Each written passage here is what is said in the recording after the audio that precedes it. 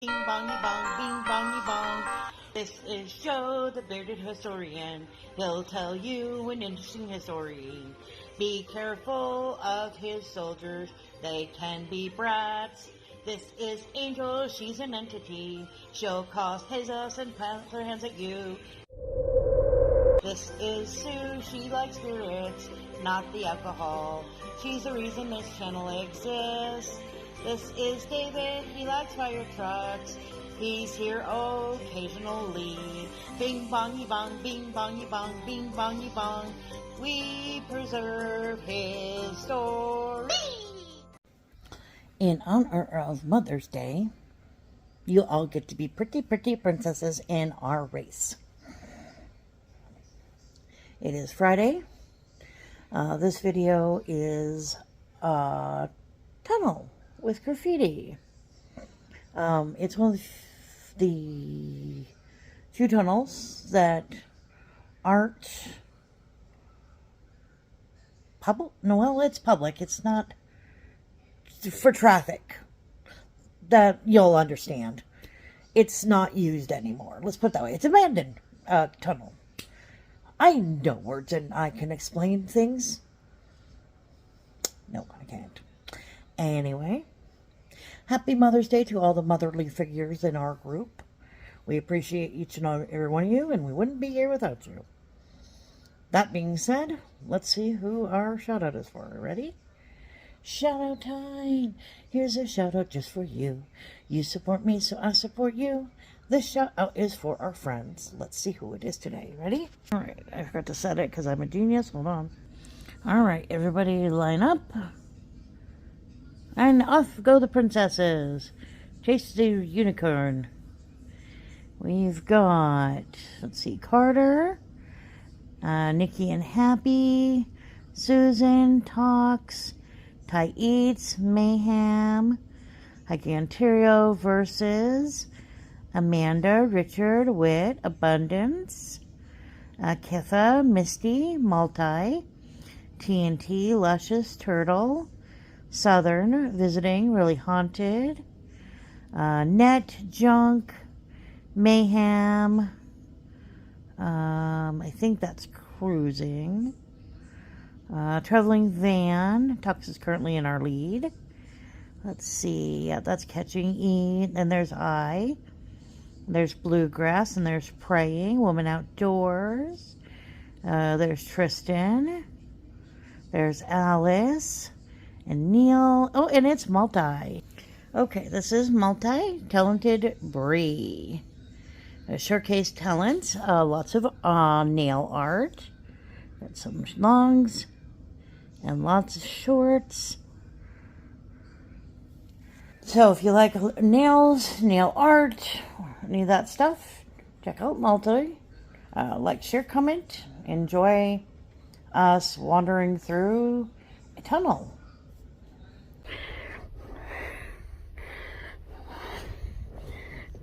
No, I can't see. I can't tell if I'm recording out or in. I need some shade. I may not be recording anything that they can see other than my... There we go. Okay, I am recording out. Yeah, we're recording now. Okay. I wasn't sure if the camera was facing away from me or towards me.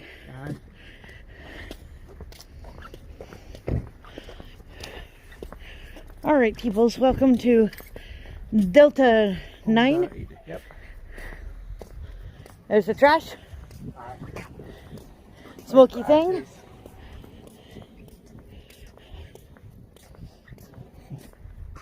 Caution, sidewalks may be icy. Maybe. Maybe. Now, for those of you who have seen our page and have followed this for a little while, this is going to be kind of familiar, but at the same time, this is the first time we've actually been to the silo itself. Delta-09, you know, like they say here, welcome to the front line of the Cold War. Now, picture yourself out here on a horse. Okay? You're minding your own business. All of a sudden, this happy thing over here gets really excitable. When we get closer, you're going to see this big, I think it's like a 20-ton door is going to slide off. Boom.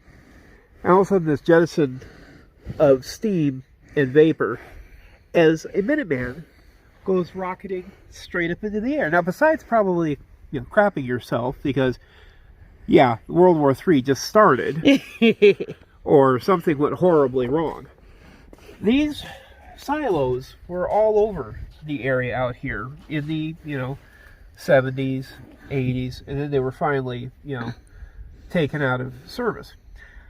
Like they say, hidden in plain sight. Basically, they had 150 of these silos set up in brackets of 10 and controlled by 15 launch control facilities. We actually got to tour one of those, where you go under the ground, take an elevator down. Great little ride, by the way. Highly recommend it. They have one here in South Dakota. They have one up in North Dakota, and I think they've got one in Wyoming now too. And so you get kind of a feel what these guys went through, back when they were serving our country, hiding out in a place, hopefully not becoming a physical target. But the big thing also with, the Delta-09 is that they were tied to each other, and so that the one command center here controlled, 15 others around it. And so even if they hit the headquarters, odds are good those 15, and each one may have up to 5 additional warheads, you're talking a lot of pop for your buck. Thankfully, we never had to fire one, but 10 miles to the location is off to the control facility, and then there's the museum, which is pretty cool, the visitor center. We have done both. Yeah, so this kind of completes that puzzle. The triad. Yeah. Enter the fenced compound of the silo and view a nuclear missile once on a constant alert during the Cold War. There's also a guided cell phone tour that's available if you wanted to dial in on it. But a lot of this stuff, we'll be able to walk around, point out, because a lot of the stuff they also talked about, which is kind of cool. Service antennas. One of my buddies actually used to be in charge of the task of flying out here and doing service maintenance just to make sure that everything was up to snuff. They'd fly him out here for a helicopter for about 2 hours. If everything checked out, they'd go back in the helicopter and fly back out. I have a question. Sure. It goes 5, 6, 7, 8, 9, 38. 3 and 4. No. Oh, it does say 3 and 4. It looked like an 8. Where's 1 and 2? I can't see with my glasses this way.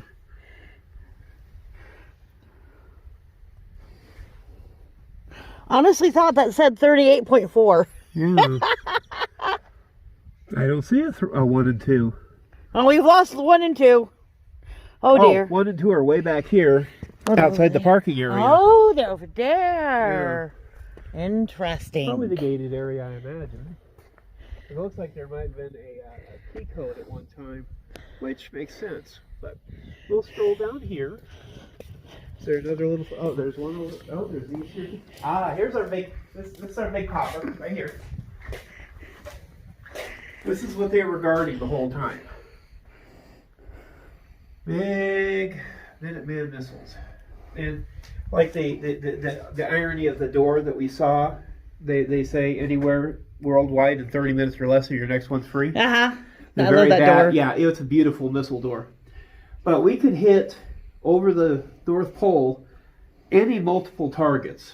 I mean, that was our advantage, is that President Carter described a potential nuclear war as more destructive power than in World War II would be unleashed every second during the long afternoon it would take to kill all the missiles and bombs to fall. In World War II, every second, more people killed in the first 2 hours than all the wars in history together. Wow. That's, effective Kilroy. Not with a bang, but a whimper. But see, this is where they had to do after the treaty came through, they shut a lot of these down by blowing and sealing them. The concrete was all sealed up. They pulled all the electronics and equipment out of it that they could use, circuit boards and stuff. And then they would detonate it underground so that it would not be able to be further used. That's why when we drive by, you see those big fenced-in squares. Right. Sometimes the inside's unlocked, and sometimes the outside's unlocked, but never both of them for some reason. Yeah, there's always at least one gate unlocked. Yeah. Over here, national weakness, real and perceived contempt, aggression, thus cause war. That's why the United States can never neglect its military strength. We must and will remain strong, but with equal determination, the United States and all countries must find ways to control and to reduce the horrifying danger that is posed by the enormous world stockpiles of nuclear arms. 1957, the Soviet Union launched Sputnik, the first man-made satellite ever to orbit the Earth. The Cold War, which many Americans had thought as resistance to communism in faraway Europe or Asia, suddenly became uncomfortably close to home. And so your rocket boosters could launch a satellite into orbit. They could easily heave a nuclear warhead across the skies and in the United States. This is what turned the page for us, because before we thought Nike could protect us. We could shoot down bombers coming over the North Pole. Once they got Sputnik off the ground, bombers were kind of looked at as second place. Granted, they could still use them, launch the big bears, but once nuclear power took to flight in ICBMs, that pretty much changed our whole ball game. I'm beginning to regret my coat. Yeah, sometimes it gets a little spicy. Oh, we got people. We got the sign over here.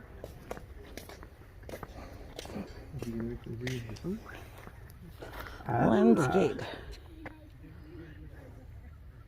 Land you see is once a vast prairie, once home to herds of bison, bighorn sheep, and deer.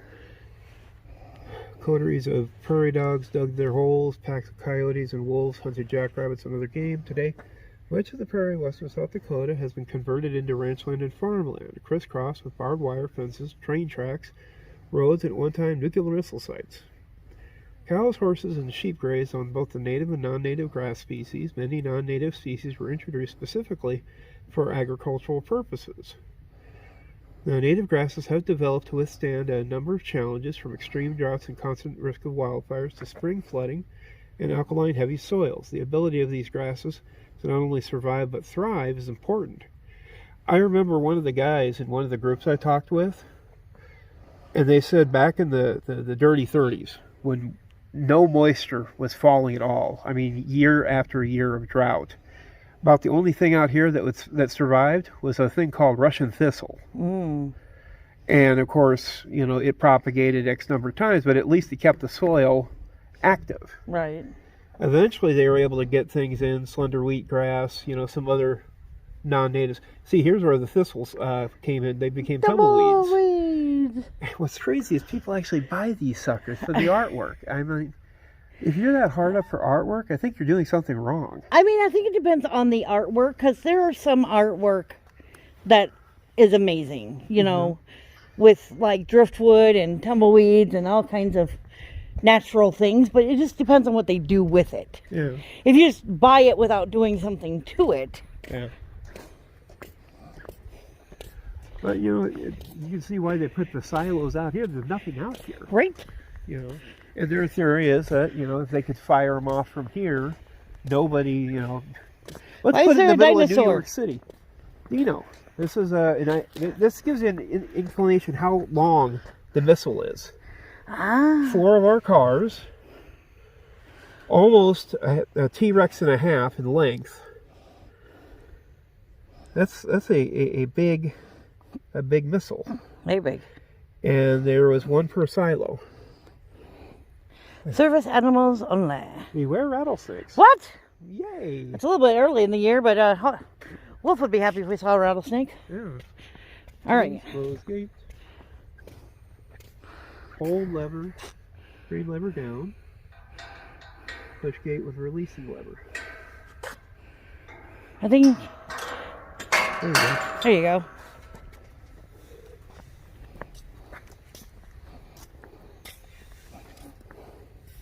Of course, for a future addition to our videos, this is right where I-90 is. So this was put in 1961. One of the fun jokes that people like to mention is that they think that I-90 was originally constructed for emergency runway use, which makes sense because it's long, it's got a lot of concrete in it, and it could withstand the weight of a bomber if it had to land or use it as an emergency airstrip. Kind of like what they do over in Germany with the Autobahn. You pass along on the Autobahn and you see an F-4 try to land on you. Guess what? There's a reason for that. Lots of green. Well, kind of beige right now because we haven't had a lot of rain lately. Right. Still early in the year, too. That too, yeah. Early spring. I don't think spring until April. I think it's because of that saying April showers. April showers, May flowers. Right, exactly. Yeah. So you don't expect to see much green before that. But, you know, if you were a farmer, you know, this really didn't bother you that much because, you know, once in a while the crew might come out, you know, they'll bring in a pickup or they'll drop in with a helicopter. There's usually a helicopter pad around here for them to hop in and look at the silo and come back out. There's a hatch, which we'll be able to take a look at. Probably not be able to go into. But, yeah, they had these all over western South Dakota. And then once the, I think it was the SALT II treaty was signed, they basically told the Russians, okay, well, we're willing to pull these Minuteman IIs. Of course, there's still ones in North Dakota, Wyoming, and Montana. Right.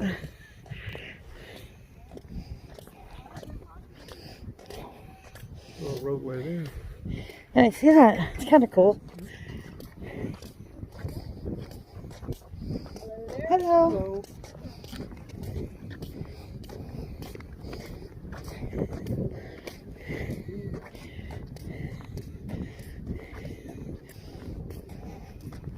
The complex OG9.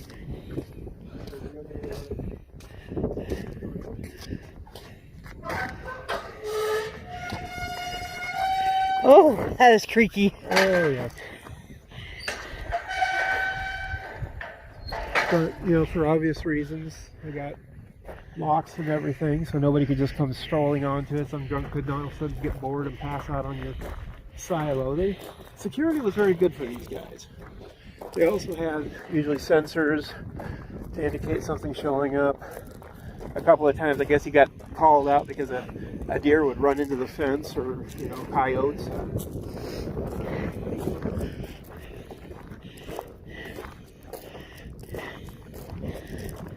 Like this here. Wind decided it wants to pick up. Because you know that's a thing. Of course. We had like no wind for most of this video. Yeah, it's breezy up. Yeah. So you got a little windsock to tell you which way the wind's coming from. That sign there. Same sign as it was over there.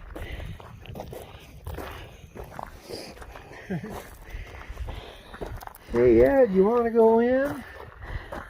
Yes, please. No, just kidding. Yeah. It would be cool though. Oh, yeah. So, Where do we want to go first? well, let's start over here.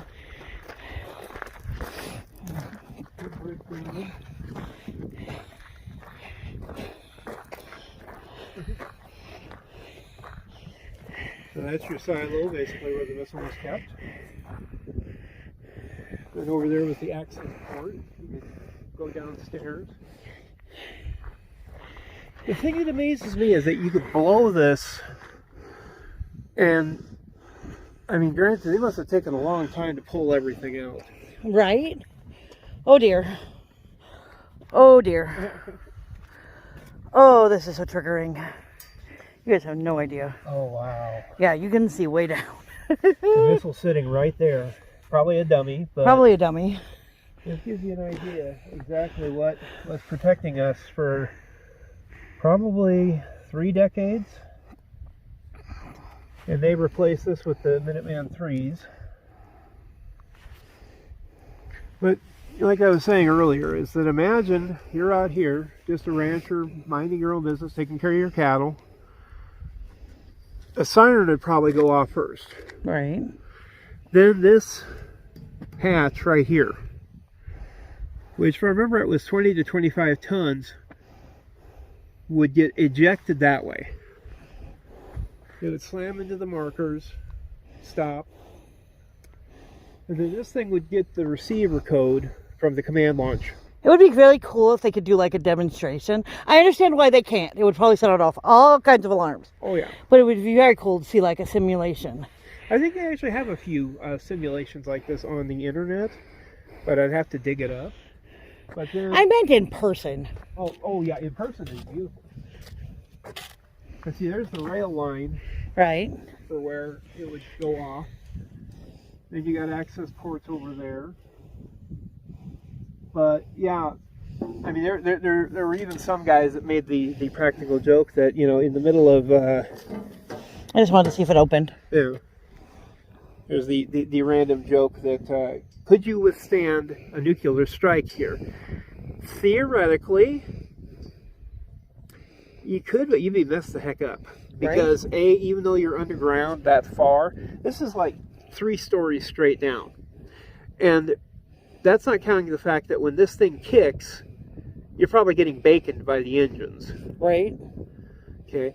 Now those guys that are over in the command center out there, they probably, you know, like they were talking about, they would be okay underground because they're set up to prepare for that sort of thing. Even a direct strike would only be able to do X number amount of damage. Then they'd have to dig their way out into a nuclear wasteland. Everybody's absolutely happy idea. Woo!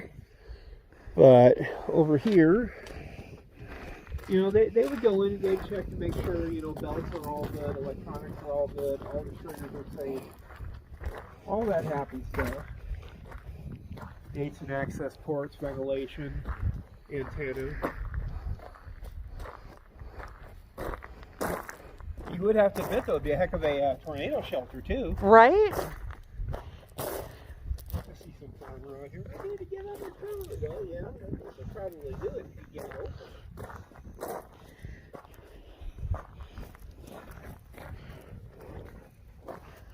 Like how they have little antenna wires just in the obvious case that, you know, the wind would blow it over. What? The Tornado. wind? No. Spotlights for illumination. The other thing that always impressed me, though, about the technology that they had here at the time was that this was a precursor to the internet, because they had cables that were strung out between all these sites so that, you know, even if you had an EMP burst, these guys could still get their signals off to launch. Mm.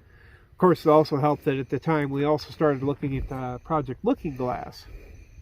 Everybody remember what Project Looking Glass was? No. I know nothing. Project Looking Glass was when we threw the president into a one of the big planes, usually a C-135 or a 130, and he would be in the air flying around, able to give off orders in case the Pentagon and DC were nuked. Right. So that he could still effectively control our operations of military jurisdiction, even though everybody else is, you know, baconed. But this thing would still be able to fire. Last results.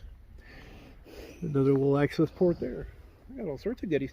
As for putting a geocache out here, I'm thinking we might have to do it outside the fence. yeah, probably over there. Over there. Yeah, by the sign. I'm going to stop the video so we don't give away the geocache hiding spot. Not that it will be very hard to, because we're not super intelligent people, but... Well, see if we can walk around that way. Yeah, we can walk, to see if we can walk around that way a little bit. I think you could probably walk down that way and around, but... Good. I don't see anything blocking it. Yeah. See, if I thought we could get away with it, but I don't think I would put it underneath the edge of this thing. But it would probably get pushed back underneath the wind or something.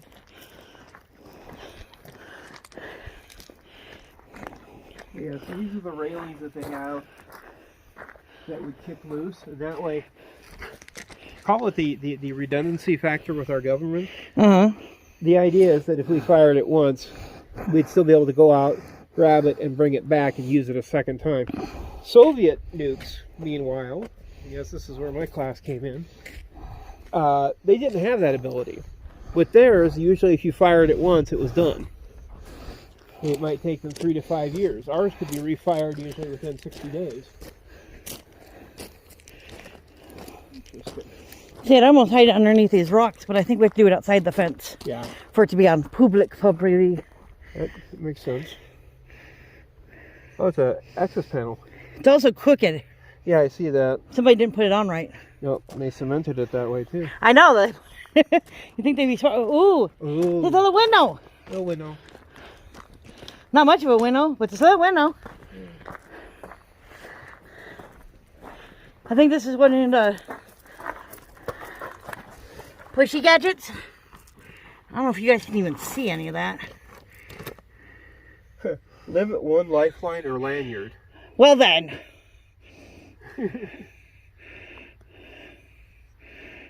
There's their antenna Yeah.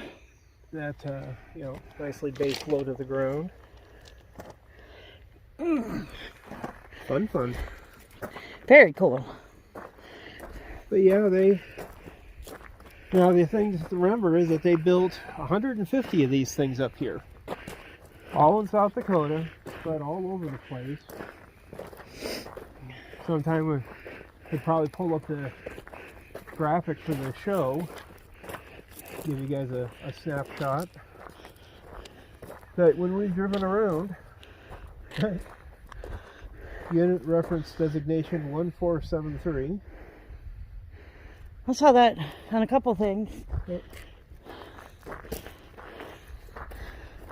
Probably use this to anchor it down, pull it open. That would be my guess. But yeah, they built all these just for the primary defense. The helicopter pad over there. Although I imagine with the helicopter pad, the gravel kicking up would be a Right, mess. that would be. I think I'd rather have the grass behind it. Yeah.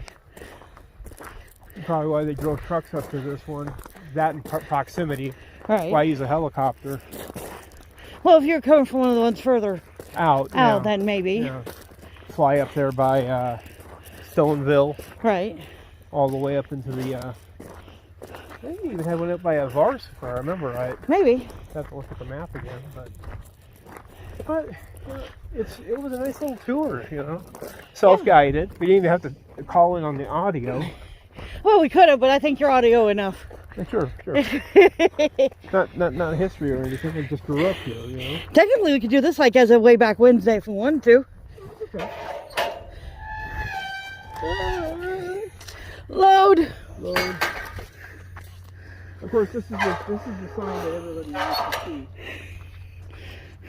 And I love the bottom line because it's everywhere a military base is or something of value.